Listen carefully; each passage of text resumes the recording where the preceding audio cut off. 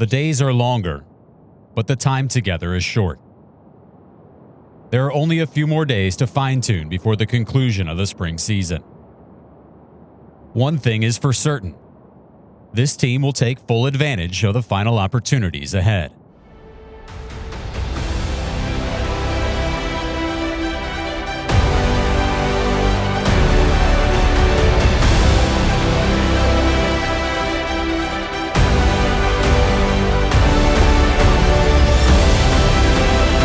Just these little details, man.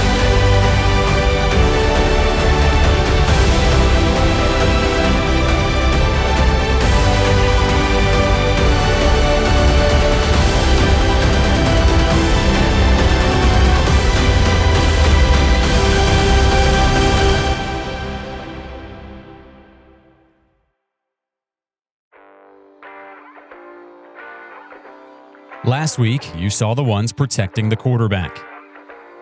This week, you get to watch the ones hunting them. Arguably the most aggressive players on the field, the defensive line is made up of game wreckers. The ones who can dismantle a drive in one missed block. This group is no different. Coach Elliott and the defensive staff have continued to expand the position's versatility, bringing in show-stopping talent and added depth. All the tools needed to create a dominant force, one that will be fundamentally sound at every spot on the line. The one to reinforce those standards is defensive tackles coach Kevin Downing. Kevin Downing, I coach the defensive tackles here at the University of Virginia. An experienced and savvy coach who is able to get the most out of his guys. The spring has been awesome. We got a great bunch of guys that come up and go to work every day. That's the most encouraging part. I don't feel like we've had one day out there on the grass where guys didn't give us everything they had. So that was been really good and been pleasing. And I think from the interior D-line, from the D-tackle standpoint, the guys, we're going to have a lot of depth. You're going to see us play a lot of guys, which will hopefully allow us to be more productive. For us, it's always going to start with stopping the run. That's the number one goal and the number one thing for us on the interior. If we do a good job of that, it'll allow us to be a lot creative on third down and pin our ears back and try to go get after the quarterback. So, but the spring's been really good. It's been fun. I've enjoyed going on the grass every day. I enjoy what the group we got. I think we got a fun group. We got a growth mentality. And it's got guys, older guys, and we got some younger guys, and got some guys that just got here. So it's fun. Yeah, I think first and foremost, our identity is that we're gonna play hard every snap. It doesn't matter what happened. There's always the next play. That's the mentality that we carry into practice. Into games on Saturdays. We're gonna be violent. There's always something that we preach in our D-tackle room is always being aggressive. Coach Downing has continued to set the expectation for the defensive line and how the position is played. Yeah, what's such rich history and tradition that Virginia has on the defensive line. And for us, we're trying to live up to that challenge. And we tell guys that come here to play all the time that, you're following in the footsteps of giants. And they see one every day in Chris Slade. So for us, what we're trying to do is, number one, we just want to make sure that those guys can look at the product on the field that came before us and be proud and be proud of what we're building there, and just, letting those guys know that it all starts with the fundamentals, and how we plan to grow daily, and if we be good fundamentally, then, I can see next guys coming. I think we got some guys in the room that have a chance to be really, really good. And as we go, hopefully this thing and this tradition just keeps growing and growing. But I think, when you look at it, the guys and the tradition that I've had a chance to meet, those guys that have been here, they've been guys that are smart, tough, and love football. In the trenches, man, it's a grown man's game. You got to be physically tough, right, and to be able to do it over and over and over again. And then you got to love ball, right? You got to be selfless and love it, right? And those are the guys that I see that maximize who they are, guys that are smart, tough, and love football, and that's what we're trying to build here. A few different perspectives in the defensive line group is Virginia football alum Mike Moore and recent defensive end graduate Cam Butler. Two highly successful students of the game who have come back to share their success with the next great defensive lineman.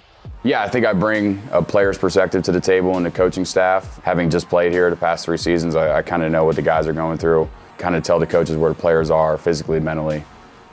with the game plan or practice or off-season workouts, whatever the case may be. Just being able to go through a season has definitely made me more comfortable as a coach, being able to find my voice and just try to help those guys out as much as I can. Just trying to really trying to go into that role of just serving the guys and just trying to be there for them for anything they need. A lot of football played between the two of them. They are able to relate to the group and provide the right mindset that is required to play the position.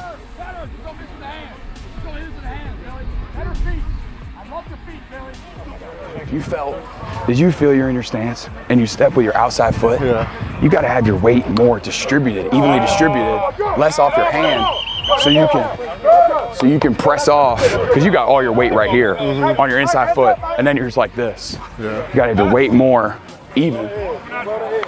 The defensive line has always had a rich history of success and tradition. But there is no greater example than defensive ends coach and UVA legend Chris Slade, University of Virginia defensive ends coach. Coming back here has been awesome. I had a really good run, 10 years at the high school I coached in Atlanta at Pace Academy, and then getting to know Coach Elliott over the years. And I was like, when he came back here, man, it was just like, all right, let's do this. a master of his craft, and a legendary career in the orange and blue.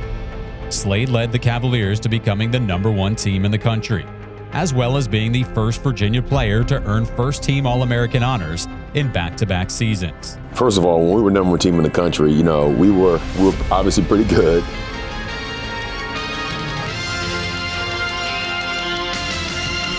Coming up on the show, a basketball school hits the big time in football.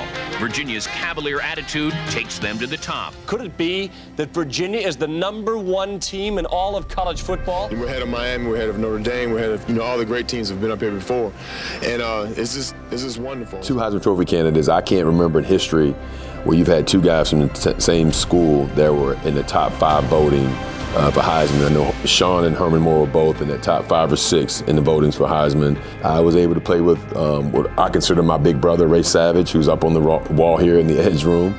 And he was a guy I kind of watched and modeled when I was in high school and got an opportunity to play with him for 1 year.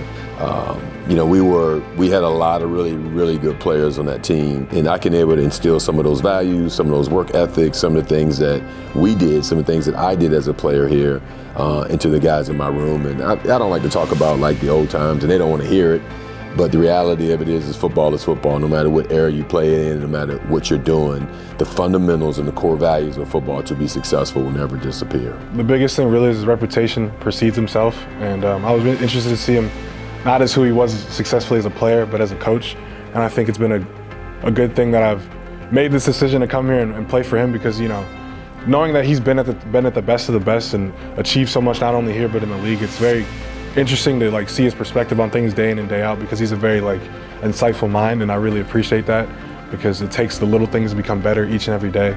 And I think he understands that and helps me become the best player I can be. He finished his career in Charlottesville by setting the Virginia and Atlantic Coast Conference career record for quarterback sacks with 40. Tomorrow will be the final time the Hoos will be able to put on the orange and blue until the scoreboard counts on August 30th.